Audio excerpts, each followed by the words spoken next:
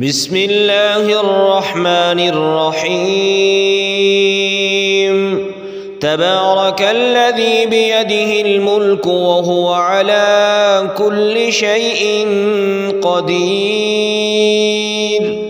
الذي خلق الموت والحياة ليبلوكم أيكم أحسن عملا وهو العزيز الغفور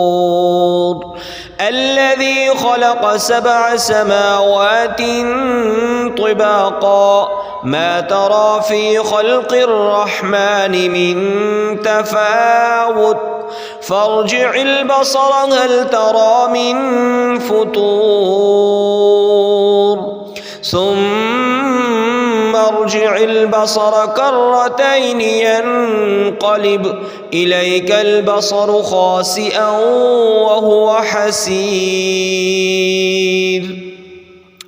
ولقد زينا السماء الدنيا بمصابيح وجعلناها رجوما للشياطين وأعتدنا لهم عذاب السعير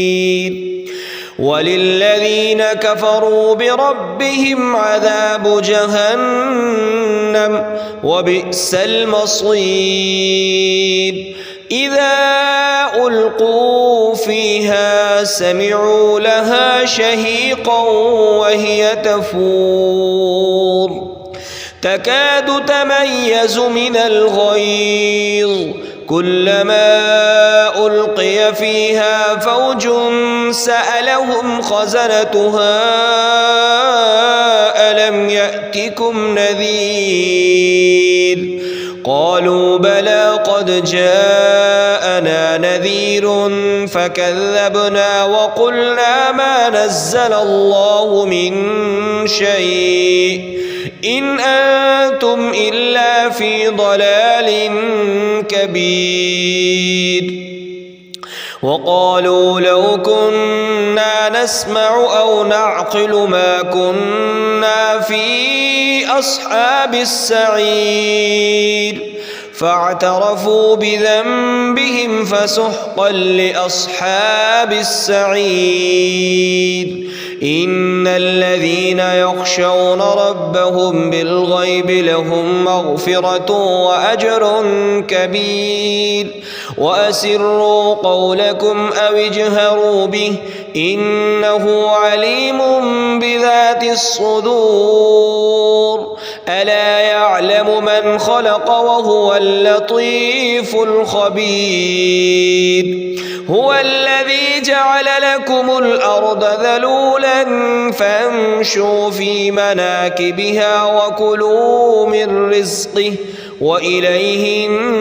النشور أأمنتم من في السماء أن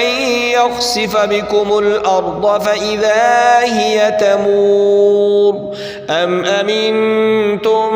من في السماء أن يرسل عليكم حاصبا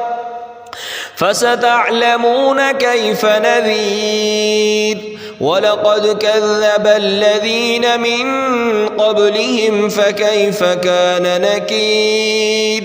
أولم يروا إلى الطير فوقهم صافات ويقبضن ما يمسكهن إلا الرحمن إنه بكل شيء بصير أمن هذا الذي هو جند لكم ينصركم من دون الرحمن إن الكافرون إلا في غرور أمن هذا الذي يرزقكم إن أمسك رزقه بل لجوا في عتو ونفور أفمن يمشي مكبا على وجهه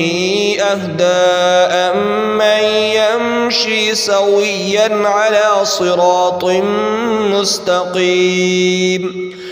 قل هو الذي أنشأكم وجعل لكم السمع والأبصار والأفئدة قليلا ما تشكرون قل هو الذي ذرأكم في الأرض وإليه تحشرون ويقولون متى هذا الوعد إن كنتم صادقين قل إنما العلم عند الله وإنما أنا نذير مبين فلما رأوه زلفة سيئت وجوه الذين كفروا وقيل هذا الذي كنتم به تدعون قل أرأيتم إن أهلكني الله ومن معي أو رحمنا فمن يجير الكافرين من عذاب أليم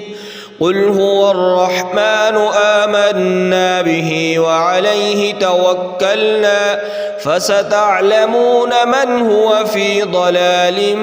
مبين قل أرأيتم إن أصبح ماؤكم غورا فمن يأتيكم